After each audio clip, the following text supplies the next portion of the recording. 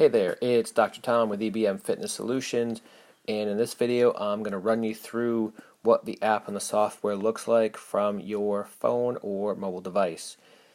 For this one, I am actually logged in through a web browser. I'm using Google Chrome for this one. You can log in via a web browser, or you can just use the app. At the time that I'm recording this video, the app is currently being updated, so it looks different than when you log into the web browser, and the app is a little slower and not quite up to date yet. So I'm going to show you this way because it functions nice, it looks good, it's nice and clean. So let's get kind of walking through this whole thing here. So when you log in, this is what it's going to look like. This is your dashboard. This is where all the information is found. So if we go to schedule first, I'll show you what that kind of looks like.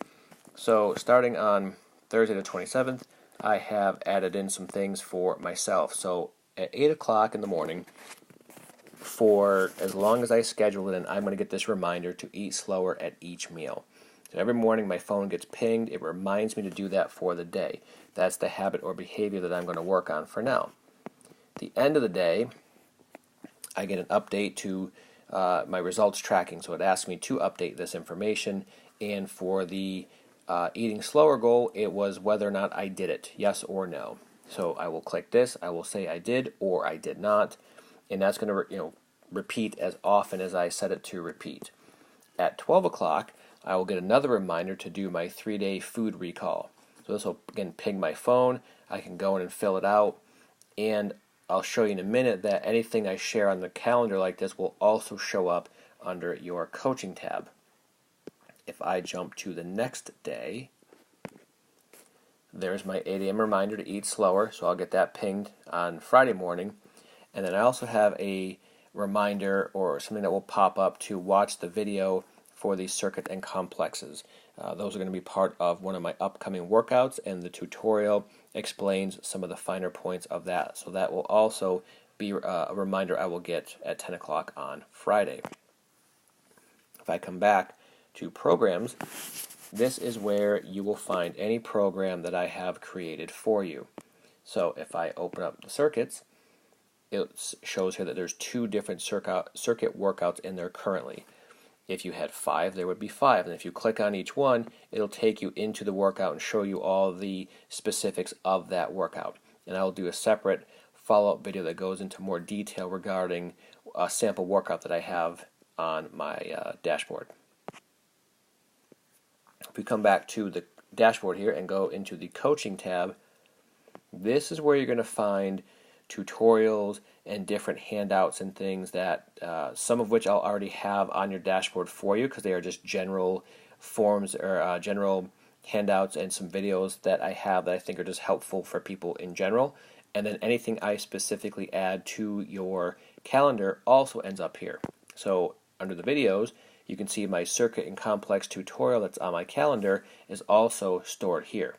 So if you miss it on the calendar or want to come back and view it at a later date, you'll find those things in the coaching tab. And if I go down to the PDFs, there is my 3-day food recall. So if I want to do another 3-day food recall in the future or want to come back and review one of the older ones, I can always find it right here in the coaching tab. And if we bring it back to the dashboard, let's take a look at the tracking. Tracking is where we, you guessed it, track things. So keeping tabs on progress photos, food diary, and other results tracking. So the progress photos, I get nobody likes to do them, and they can be kind of awkward and whatnot, but they're incredibly important for helping you to track progress, especially if you're using the scale in any way to track weight. Progress photos help to quantify that scale number a little bit more. And almost every single person that reaches their goal would like to have their progress photos from the beginning to compare where they were to where they are at that time. So it's good to have them, as awkward and as uncomfortable as they may be to do. I would encourage you to do them, and I do have some reminders that'll kind of pop up to remind you and encourage you to do those things. Food diary, if you'd like to track what you're eating, you can do it in here. There's another way I'll talk about in just a minute.